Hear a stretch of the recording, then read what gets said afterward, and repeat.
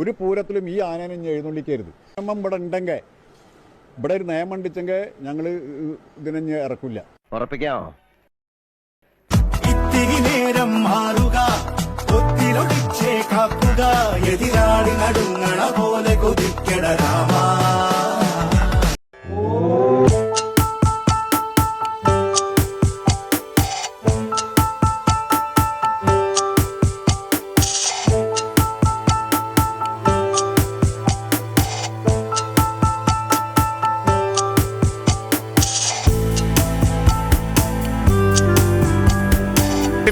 ഏക ഛത്രാധിപതി എന്ന പട്ടം ചാർത്തിക്കൊടുത്ത ആന ഏതാണ്?